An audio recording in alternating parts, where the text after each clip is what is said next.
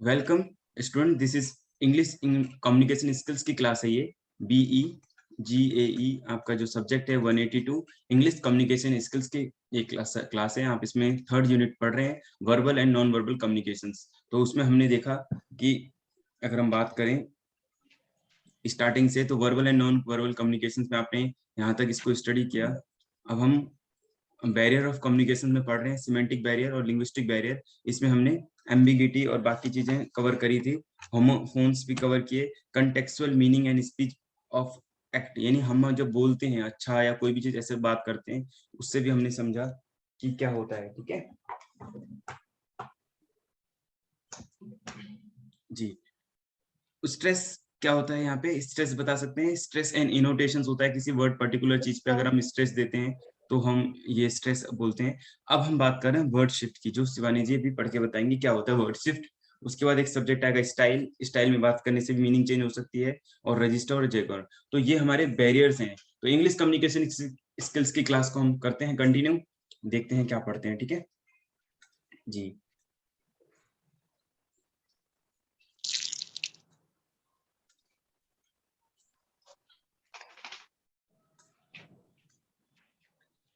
जी शिवानी जी, यहाँ से आप रीड कीजिए। 3.5.1.5 Word shift. The meaning of a sentence can change when the position of a word is shifted. They rang up the parents concerned. Example, the parents connected with the issue. They range up the concerned parents. Example, the parents who were worried. It snows here only in winter, at no other time than in winter. It only snows here in winter. It does nothing but snow during winter. It snows only here in winter. Now here else does it snow. They want the report only on bond paper. No other paper is to be used. Only they want the report on bond paper. No one else does.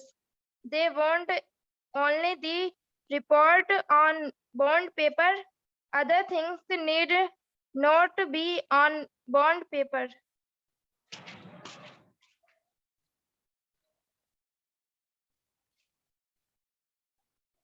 Yes Piranshi ji, आप explain करेंगे? Yes, sir. Word shift. The meaning of a sentence can change when the position of a word is shifted. हमें पता है कि जैसे कोई sentence है उसका हमने मीनिंग बताया, लेकिन अगर हमने एक भी वर्ड उसमें शिफ्ट कर दिया, इधर से उधर उसकी पोजीशन शिफ्ट कर दी, तो जो उसका मीनिंग है वो बिल्कुल चेंज हो जाएगा, बिल्कुल बदल जाएगा।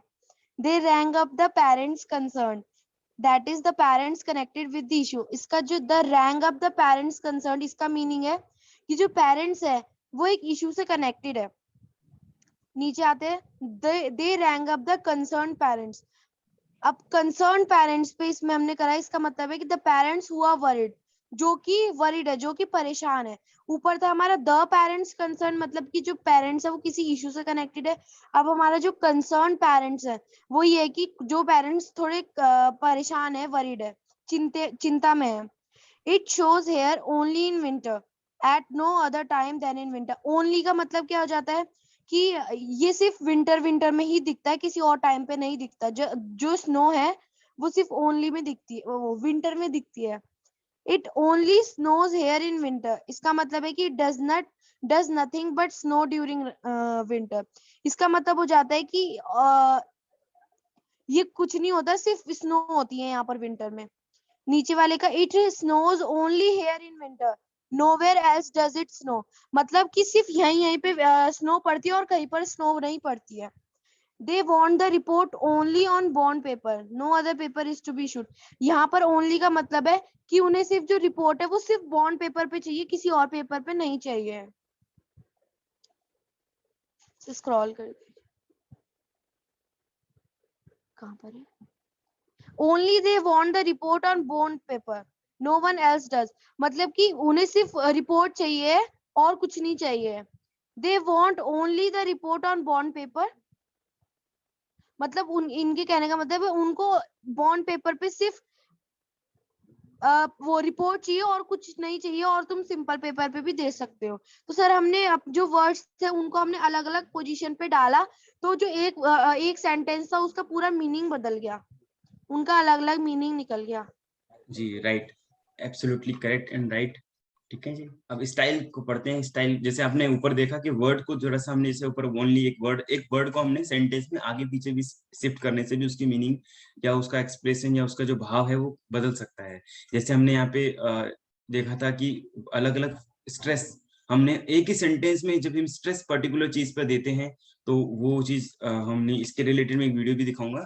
तो उसमें भी एक अलग अलग एक सेंटेंस में अलग अलग 7 वर्ड्स हैं, तो अलग अलग जितने डिफरेंट वर्ड्स पे हम स्ट्रेस देंगे तो उनकी मीनिंग या उनका जो भाव प्रकट करने का जो तरीका होता है वो थोड़ा सा बदल जाता है। जैसे आपने यहाँ भी देखा कि वर्ड शिफ्ट में भी वो चीज आपने नोटिस करी कि अगर हम कहाँ पे ओनली यूज कर रहे हैं। यहाँ पे देखो एक सेंटेंस के अंदर 3 बार यूज किया इन्होंने ओनली, और तीनों में सेम चीज लिखी है। पहले में लिखा है कि यहाँ पे तो सिर्फ विंटर में होती है, समर में और बाकी इस रीजन में नहीं होता। It's snow hair only in winter.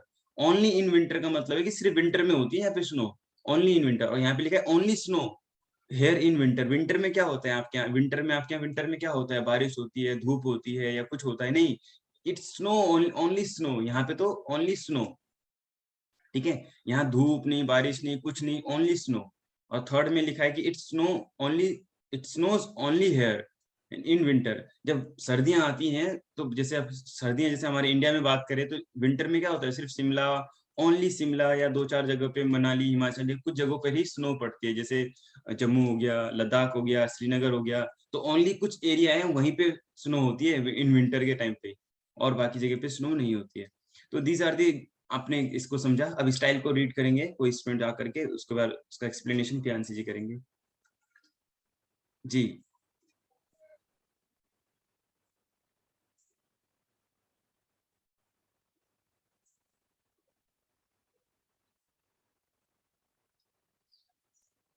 नए स्टूडेंट हैं, इनको बुलाते हैं।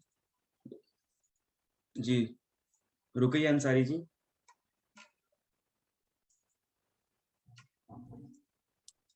जी आपने यहाँ से स्टाइल को रीड करना है।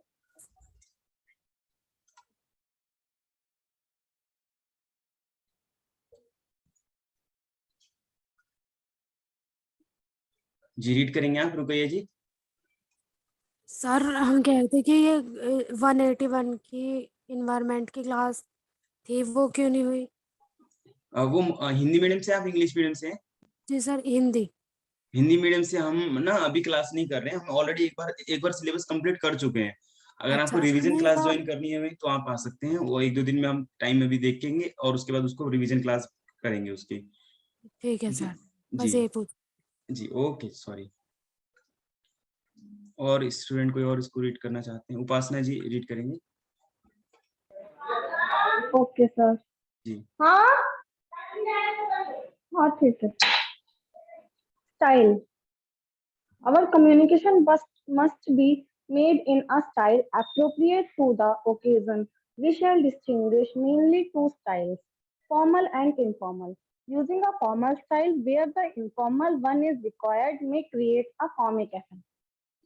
An informal style where a formal style is expected could be misunderstood as rudeness or lack of etiquette.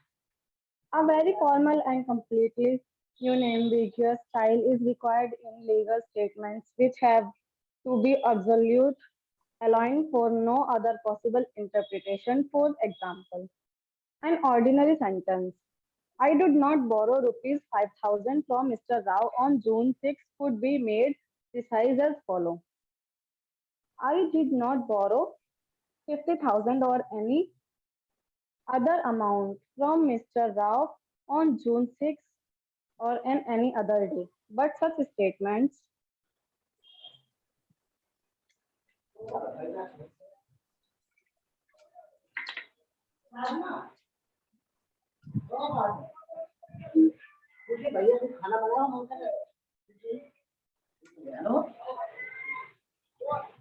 जी पलक जी इसको कंटिन्यू कीजिए क्लास। should be used जी only in legal parlance. there every day by a speaker puts him on other danger of being labeled an accent आया। तो आगे भी करना है? जी उपासना जी अभी वेट, अभी पलक जी इसको एक्सप्लेन करेंगे, देखते हैं, ठीक है, उसके बाद फिर आगे नेक्स्ट करते हैं। जी ये स्टाइल हमने पढ़ा है, इसमें पलक जी एक्सप्लेन करेंगे स्टाइल से कैसे चेंजेस आते हैं कम्युनिकेशन पे। Our communication must be made in a style appropriate। जो हमारा स्टाइल है कम्युनिकेशन करने का, वो हमारे appropriate occasion पे हम करते हैं। We shall distinguish mainly two styles, formal and informal। हमारे स्टाइल में दो डिस्टिंगनेशन है, जो कि फॉर्मल है, एक तो जो कि हमारा बोलने का तरीका जो कि फॉर्मल है, और एक होता है इनफॉर्मल, जो कि हम इनफॉर्मल तरीके से बोलते हैं। Using a formal style where the informal one is required may be create a comic effect। जो कि हमारा formal style है वो कि informal required है, जो कि create करता है हमारा comic effect पर। And if informal style where a formal style is expected could be misunderstood as rudeness or lack of etiquette। जो कि हमारा informal style है वो कि expected करता है, जो कि misunderstood होता है, किसी से rudeness से बात करना और lack etiquette करना। A very formal and completely unambiguous style is required in legal statements, which have to be absolute, allowing for no other possible interpretation। जो कि हमारा formal है sir ये what is the meaning of unambiguous? Unambiguous second paragraph। Ji unambiguous मतलब होता है uncertainty जिसमें हो, जिसका मतलब अलग डिफरेंट मीनिंग ना निकल सके। ओके जो कि अनसर्टेनिटी जिसके लीगल स्टेटमेंट्स जी। होते हैं, जो कि एब्सोल्यूट अलाउइंग करते हैं, जो कि पॉसिबल इंटरप्रिटेशन होता है। For example an ordinary sentence, I did not borrow rupees 50,000 from Mr. Rao on June 6 could be made precious as follows। जो कि ये एक स्टेटमेंट सेंटेंस बोल रहा है, जो कि एग्जाम्पल के तरीके में बता रहा है कि उसने बोरो किए थे 50,000 रुपीस मिस्टर राव से, और वो भी जून 6 को, और मेड प्रीशियस एज फॉलोज। उसने मतलब जो कि प्रीशियस है वो फॉलोज करे। I did not borrow rupees 50,000 और any other amount from mister Rao on June 6। फिर उसने इसी जो सेंटेंस को है वो अलग तरीके से बोला कि आई डिड नॉट मतलब मैंने कोई बोरो नहीं करे 50,000 मिस्टर राव से और जून 6 को, तो और एनी अदर डे मैंने उस जो 50,000 है वो किसी और दिन मतलब लिए थे। But such statements should be used only in legal parents. जो कि कुछ स्टेटमेंट होते हैं जो कि लीगल पेरेंस होते हैं। Their everyday use by a speaker puts him or her in danger of being labeled an equitive, eccentric। उसमें ये बताया कि दे एवरीडे मतलब हर दिन यूज करते हैं स्पीकर पुट्स इन डेंजर्स में, मतलब वो डेंजरली यूज करते हैं ऑफ बीइंग लेबल्ड एंड एसिनेट्रिक में। सर एसिनेट्रिक मतलब सो एसिनेट्रिक मींस जी एसिनेट्रिक लास्ट वर्ड। अनयूजुअल चीज जब होती है कोई चीज, ठीक है, तो उसको एसेंट्रिक बोलते हैं। लेबल एस जैसे हम बात करते हैं ना, कुछ डिफरेंट अलग बात करेंगे तो उसको बोलते हैं अनयूजुअल या स्ट्रेंज बात करते हैं, तो ठीक है, ओके तो तो ये ऐसा जो लेवल कर दिया जाएगा, ठीक है।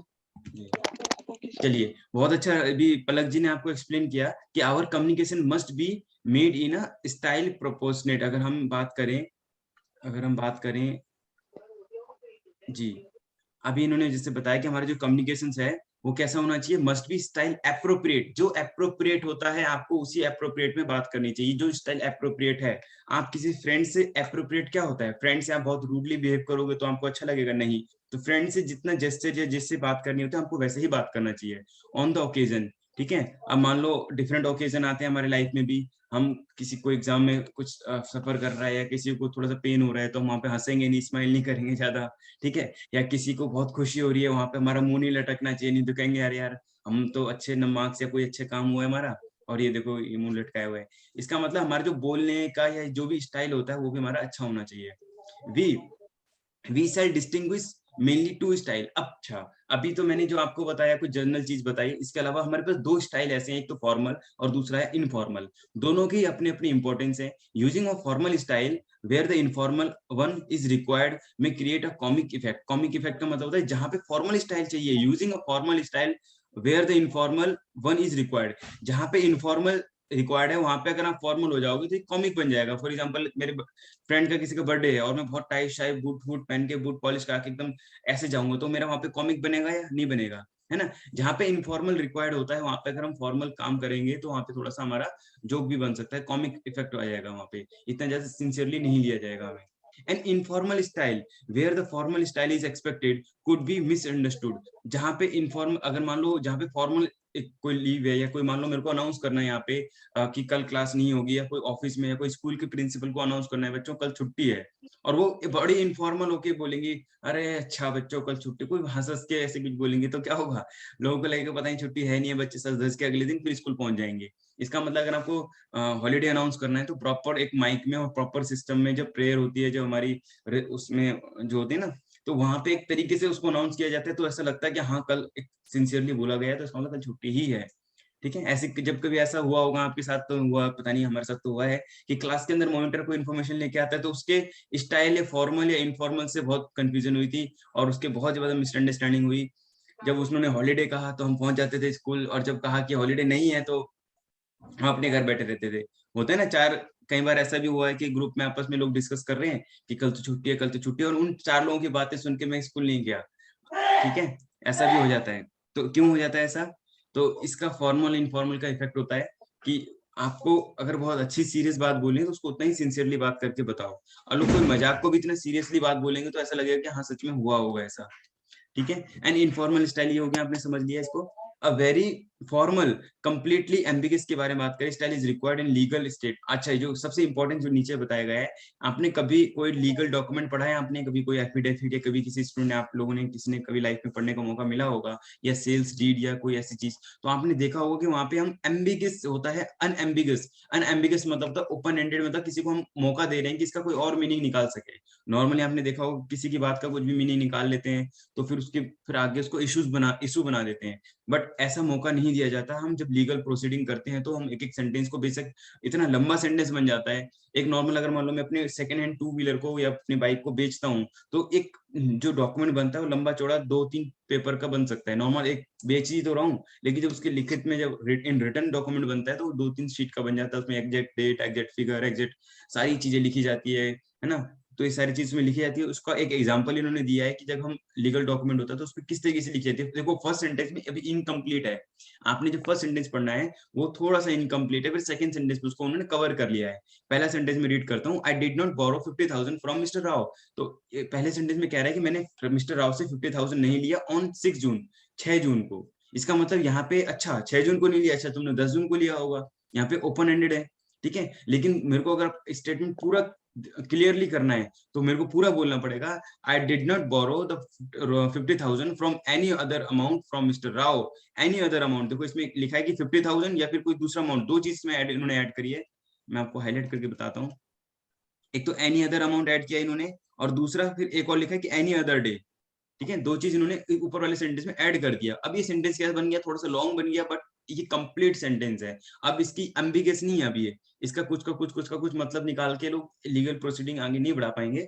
इस तरीके से चीज जो है ये कंप्लीट हो गया इसमें, कि ना तो मैंने कोई 50,000 तो छोड़ो, ना तो कोई भी अमाउंट और किसी भी डेट को मैंने मिस्टर राव से नहीं बोरो किया है।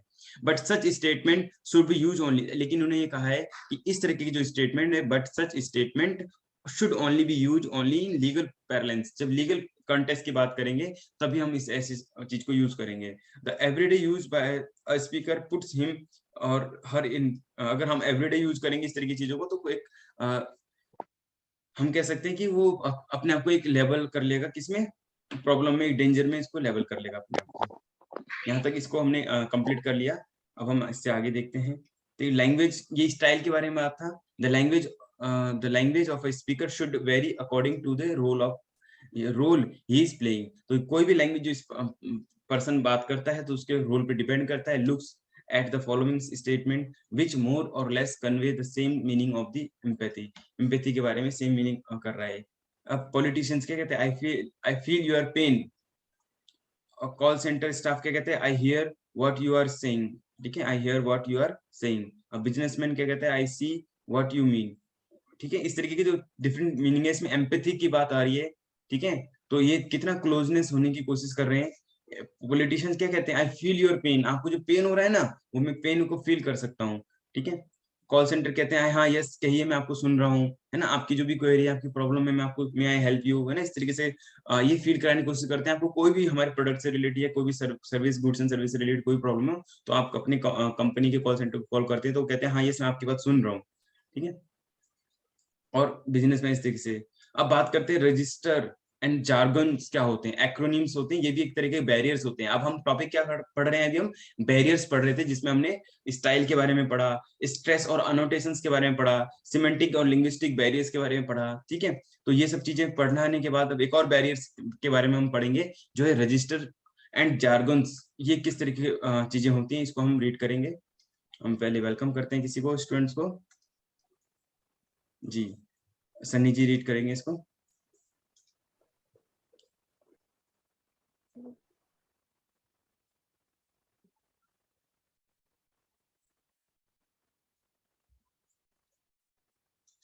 जी, यहाँ से रीड करना है, इन सर्टेन फील्ड तक, यहाँ से रीड कीजिए।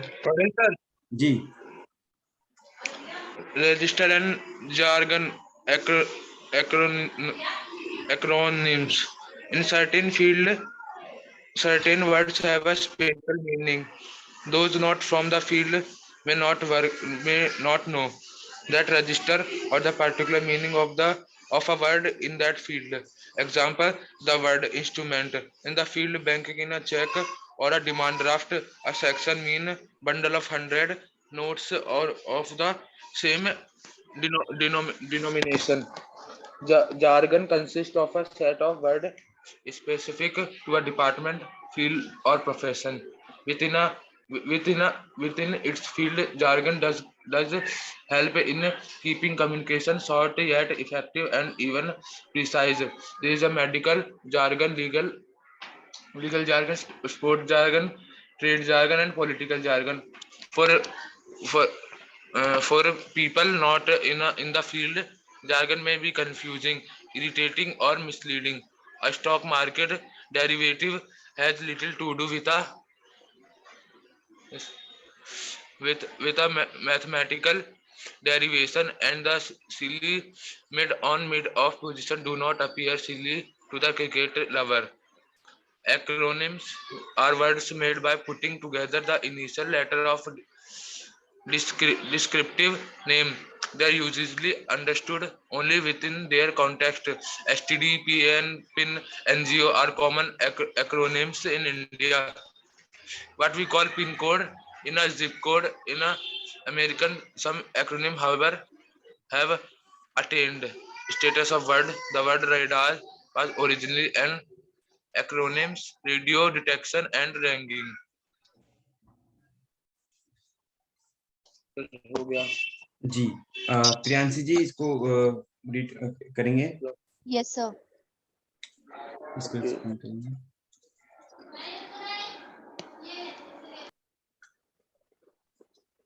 सर जी। रीड करना है कि समझाना? सॉरी, रीड नहीं, आपने इसको, सनी जी ने रीड किया है, प्रियांशी जी आप Yes, इसको एक्सप्लेन करेंगे। Okay sir. In certain fields certain words have a special meaning. कुछ ऐसी जगहों पे, मतलब कुछ फील्ड्स में जो एक सर्टेन वर्ड्स होते हैं, कोई इंपॉर्टेंट वर्ड्स होते हैं, उनकी एक स्पेशल मीनिंग्स होती हैं। Those not from the field may not know the register or the particular meaning of a word. जो उस फील्ड में नहीं है, उनको रजिस्टर का मतलब नहीं पता होगा, या पर्टिकुलर उसका किसी भी वर्ड का मीनिंग नहीं पता होगा, जो उस फील्ड में नहीं होंगे। Example, the word instrument. एक एग्जाम्पल लेते हैं, जैसे कोई एक वर्ड है instrument. In the field of banking is a cheque और अ डिमांड ड्राफ्ट। अगर कोई बैंकिंग की फील्ड में उसको देखेगा, तो वो उसको या तो चेक समझेगा या तो डिमांड ड्राफ्ट समझेगा। A section means a bundle of 100 notes of the same denomination. और सेक्शन का मीन्स वो समझेगा कि एक 100 नोट्स का बंडल है जो कि सेम डिनोमिनेशन में है। Jargon consist of a set of words specific to a department. Jargon एक ऐसा वो है जिसके अंदर बहुत सारे सेट है वर्ड के, स्पेसिफिक सेट है वर्ड के, जो एक पूरा डिपार्टमेंट है उसका, फील्ड और प्रोफेशन से रिलेटेड पूरे वर्ड्स है उसके पास। Within its field, Jagran does help in keeping communication short. उसके मतलब जागरण के फील्ड में वो क्या करता है, हमें कम्युनिकेशन में हेल्प करता है, शॉर्ट करने को, कम्युनिकेशन को शॉर्ट करने में हेल्प करता है कि कम्युनिकेशन शॉर्ट हो जाए, लॉन्ग लॉन्ग ना रहे, येट इफेक्टिव भी रहे, मतलब वो थोड़ी इफेक्टिव भी रहे कम्युनिकेशन, और बिल्कुल प्रिसाइज रहे। अगर हम कोई अपनी बात बोल रहे हैं, उसको हमने पूरा एक लेटर टाइप का बोल दिया और किसी को बाय द वे समझ में नहीं आया, तो अब वो जो जागरण है वो हमें ये हेल्प करता है कि हम अपना जो हमारी बात है उसको हम शॉर्ट भी कर सके और बिल्कुल क्या बोलते हैं इफेक्टिव भी रहे कि समझ में भी आए, बिल्कुल प्रिसाइज रहे, मतलब जो हमें पॉइंट टू पॉइंट बोलना है वो पॉइंट टू पॉइंट बोलेंगे। There is a medical jargon, legal jargon, sports jargon, trade jargon and political jargon. Jargon बहुत तरीके के होते हैं, जैसे मेडिकल जार्गन भी होता है जो मेडिकल्स में काम आता है, लीगल भी होता है, स्पोर्ट्स वाला भी होता है, और ट्रेड जार्गन भी होता है, और पॉलिटिकल जार्गन भी होता है। For people not in the field jargon में बी कंफ्यूजिंग। जो इस फील्ड में नहीं है उन्हें जो जार्गन है वो थोड़ा कंफ्यूजिंग लगेगा, थोड़ा मुश्किल लगेगा, इरिटेटिंग भी लगेगा और मिसलीडिंग भी, मतलब मिसलीडिंग का मतलब है वो थोड़ा उसे गलत इंटरप्रेट भी कर सकते हैं। A stock market derivative has little to do with a, जो स्टॉक मार्केट होता है उसका थोड़ा काम है इसके साथ, सर स्क्रॉल कर दीजिए,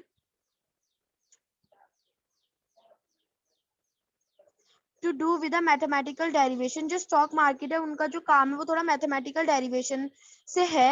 and the silly mid on and mid off position do not appear silly to the cricket lover.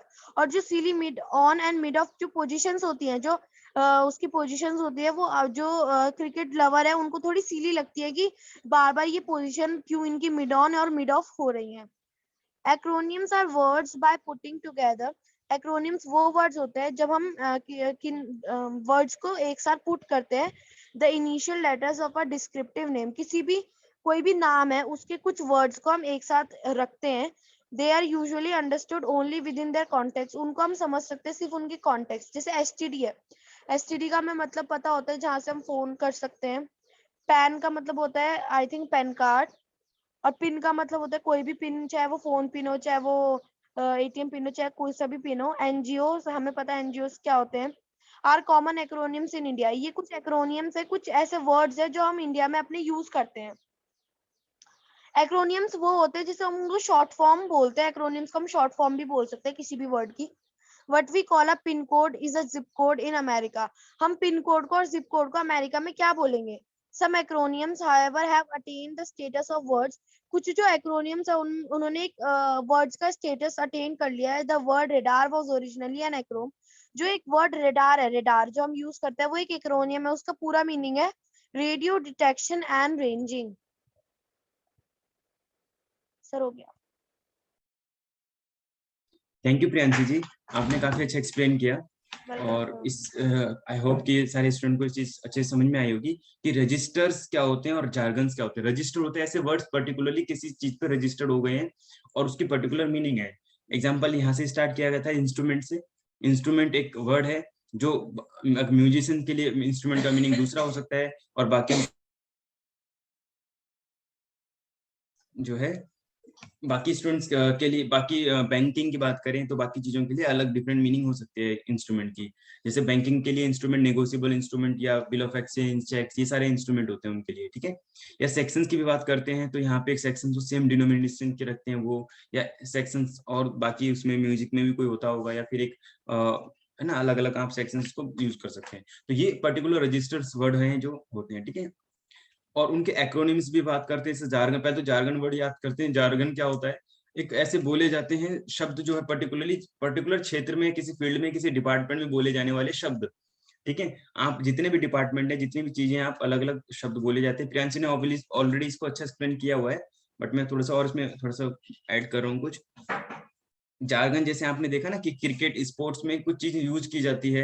अभी आपको एग्जांपल से भी सिखाया था मिड ऑफ, मिड, ये सब चीज जो बोली जाती है, तो बाकी लोग इससे कंफ्यूज होते होंगे कि यार ये बार बार क्या रिपीट कर रहे हैं। बट क्रिकेट के जो लवर्स हैं उनको अच्छे समझ में आ रहा है कि इसका मतलब क्या है, कि मिड ऑफ में किसी ने कैच किया तो ऑब्वियसली समझ रहे हैं वो कोई बॉल क्या कराते हैं उसको, कोई बॉलर है वो स्पेस करा रहा है ना, या फास्ट है, स्पिनर है, ठीक है, लेग स्पिनर है या ऑफ स्पिनर है, इस तरीके से वर्ड यूज किए जाते हैं।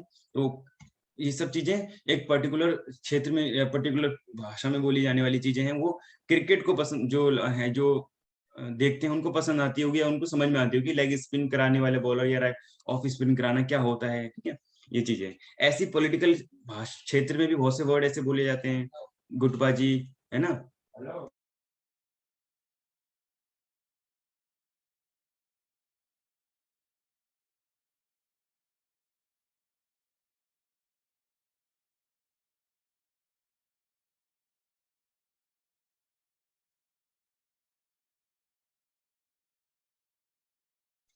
अभी इसमें हमने क्या करना था, पॉलिटिकल में जैसे 3, 2, 5 गुटबाजी करना या ढाक के पात, ऐसे ऐसे वर्ड यूज किए जाते हैं, पर्टिकुलर किसी लीगल में भी बहुत सारी चीज यूज की जाती है, मेडिकल लैंग्वेज में भी यूज की जाती है। तो इस तरीके से जो चीजें हैं वो हमने करना है। स्टॉक मार्केट में भी क्या होता है, कुछ ऐसे डेरिवेटिव वर्ड्स वगैरह यूज किए जाते हैं जो हमें स्टॉक मार्केट वालों को ही समझ में आएगा। अब इसके बाद क्या था, मैथमेटिकल डेरिवेटिव्स वगैरह के बारे में हो गई। मैथमेटिकल्स जो या मैथमेटिक्स पढ़ते होंगे वो वहाँ जो वर्ड यूज किए जाते हैं वो जनरली नॉर्मल वर्ड नहीं होते, वो थोड़े जार्गन्स होते हैं, लिमिट्स हैं, लिमिट्स एंड डेरिवेटिव्स हैं, या ऐसे कोई भी वर्ड्स होते हैं, तो वो बाकी नॉर्मल पीपल की समझ में नहीं आएगी। इंटीग्रेशन क्या होता है, नॉर्मल इंटीग्रेशन करेंगे तो उनको समझ में आएगा कुछ और है, लेकिन बाकी मैथ के स्टूडेंट के लिए इंटीग्रेशन ऐसा कुछ होता है ना, तो वो चीजें फंक्शन एफ एक्स करके डीएक्स, तो ये इंटीग्रेशन उनके लिए डिफरेंट है, बाकियों के लिए डिफरेंट मीनिंग होगी। और एक्रोनिम्स वगैरह इस तरीके से। एक्रोनिम्स क्या होते हैं, अब यहाँ पे बात करते हैं एक्रोनिम्स की। तो आपने देख लिया कि रजिस्टर्स क्या होते हैं, जार्गन क्या होते हैं, अब बात करते हैं एक्रोनिम्स। एक्रोनिम्स होता है कि आप किसी को शॉर्ट वर्ड में प्रिसाइजली लिखने की कोशिश करते हो, किसी बड़े सेंटेंस को, ठीक है। अभी जैसे इन्होंने कहा था कि यहाँ पे कोई वर्ड है, रडार की मीनिंग नहीं पता, फॉर एग्जाम्पल यहाँ पे आप में से शायद किसी को ये भी नहीं पता होगा नोएडा किसे कहते हैं, ठीक है। नोएडा की भी एक फुल फॉर्म है, नोएडा भी अपने आप में कोई चीज है, नोएडा ऐसे लिखते हैं ना, Noida. New Okhla industrial development authority करके बनता है ये नोएडा, बट अब ये इतना ज्यादा पॉपुलर हो गया है कि नोएडा ही इसको बोलते हैं, अब कोई नहीं बोलता ओखला, ओखला नहीं बोलता इसको। पहले ओखला नाम हुआ करता था, इंडस्ट्रियल एरिया जब आगे ग्रोथ किया, जब इसको एक्सटेंड किया गया तो इसका नाम पड़ा new Okhla industrial development authority, जैसे होता है ना, तो इसको एक्सटेंड किया गया। लेकिन अब सीधा नोएडा से इतना पॉपुलर हो गया कि ओखला, मेन जो ओखला वर्ड है वो गायब हो गया। ओखला छोटा सा अलग क्षेत्र है, वो ओखला का छोटा सा स्टेशन भी है ना, जो तुगलकाबाद रेलवे स्टेशन से आगे का जो एरिया है, कुछ एरिया, तो ओखला फरीदाबाद अलग हो गया और नोएडा अलग हो गया, ठीक है। कंप्लीटली नोएडा तो बहुत बड़ा एरिया हो गया। तो इस तरीके से न्यू ओखला इंडस्ट्रियल डेवलपमेंट बना। तो ये आपने इसमें एक था ऐसे ही, इसमें एक्रोनिम्स की बात करें, जैसे पिन, हम यहाँ पे इंडिया में पिन ही बोलते हैं, तो वहाँ पे जिप बोलते हैं। जिप कहाँ बोलते हैं, यूएस में। हम यहाँ पे जो पिन बोलते हैं 110001 ऐसे कोई भी वर्ड यूज करते हैं, तो वहाँ पे जिप कोड यूज करते हैं, इसी को वो जिप कोड यूज करते हैं। एसटीडी हम यहाँ पे बोलते हैं, तो अलग इसका मतलब होता है। मैंने ये भी बताया जैसे,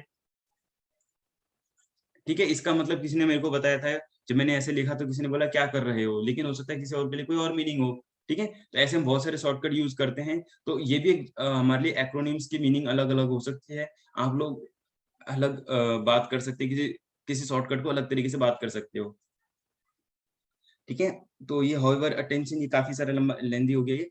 चलिए, हमने यहाँ तक इस क्लास को कवर कर लिया, और thank you for joining this class. We are going to end up sum up, इसको हम सम अप करते हैं। नेक्स्ट क्लास हम कल ज्वाइन करेंगे सेम टाइम पर। Thank you for everyone for joining this class. See you all tomorrow, have a nice day.